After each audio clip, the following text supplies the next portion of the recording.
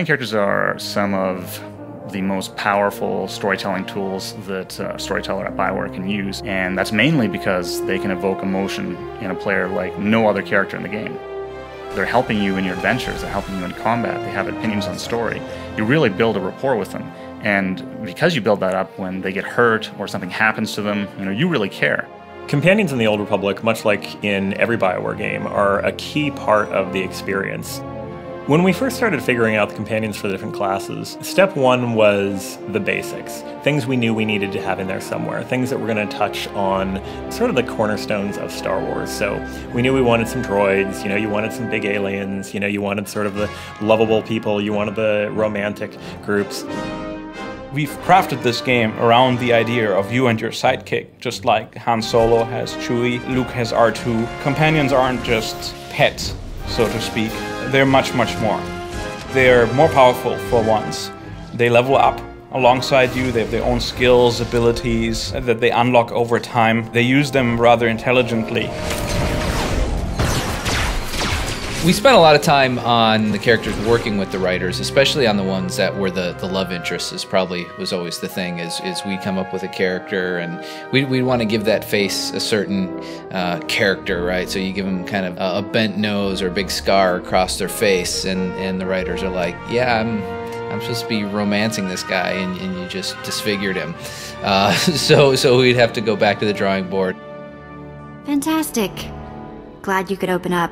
With over 40 companion characters in the game, one of the things it allowed us to do was have a huge variety in the experience, not just within one class, but class to class. They're wildly different experiences. We have the most evil, the most good, and a lot of very nuanced characters. People are not just tied to light side, dark side, and it takes a little bit for characters, and when players are playing, for them to sort of get used to it.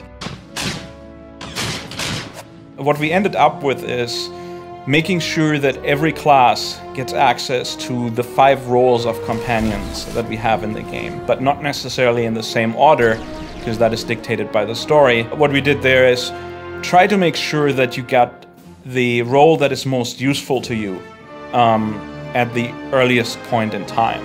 For example, if you're playing an Inquisitor, we give you a companion that is a damage taker. He will take damage, he will hold the enemy, taunt them, and make sure that they're attacking him, allowing the Inquisitor to stand back and use his abilities.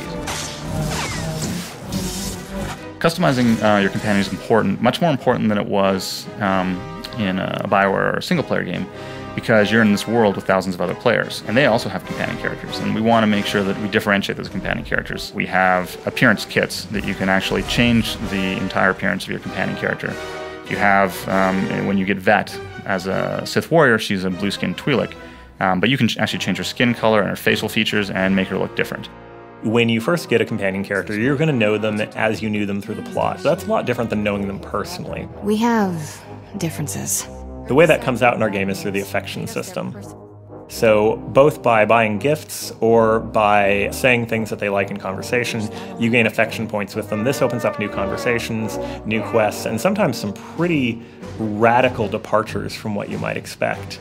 There are characters with dark secrets, there are giant, convoluted, interesting plots, and some people who are completely not what they appear to be that you would never ever know if you just left them on your ship and didn't talk to them. Watch your back, Khalil.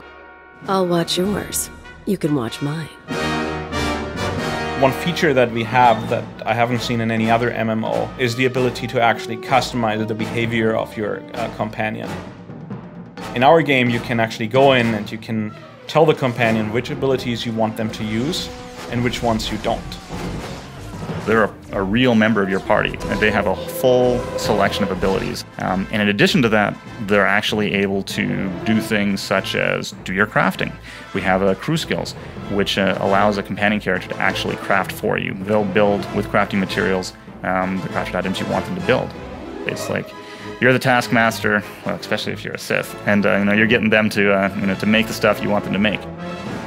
You're more to me than just my master. You do know that, don't you? You're much more than a Padawan to me. I thought so. Romances bring a depth and a complexity and a realism to the feel. It feels like these are real people. Say it with me. I'm better than Temple in every possible way. Obviously, the love triangles and things like that can bring a little bit of extra tension there. They're not things that you have to get involved with if people are not into the romance aspect. But if it was missing, I think it would seem very strange. Good behaving. Did you notice? Of all the companions, probably Vet is my favorite. She's sassy, she talks back, and you're like this evil Sith Lord guy in training, and you just get to shock her when you want to. It's just all really well done. Doesn't even hurt anymore. For pure, just squeal excitement, I love Blizz. The first time I saw Blizz, I was incredibly excited. The first time I saw Randy Beagle's writing of him, Blizz is so charming. I want a plush toy of Blizz more than anything else in our game. I think mission statement number 1 was the companion needs to be something positive. That meant a lot of work, a lot of iteration on features like pathfinding, artificial intelligence, and their abilities to make sure that they don't do frustrating things. I think we really achieved a point where they're going to feel like a solid addition. You know, one of the things is for me in any of the BioWare games with the companions is always kind of that first decision where now you have more companions than you can travel with, right? And the idea of even leaving one of them home is painful. I think that's when you know you've developed good companions. I think you're going to find players are going to talk about their favorite companion characters once they start playing this game. It's going to be one of the touch points of Star Wars: The Old Republic.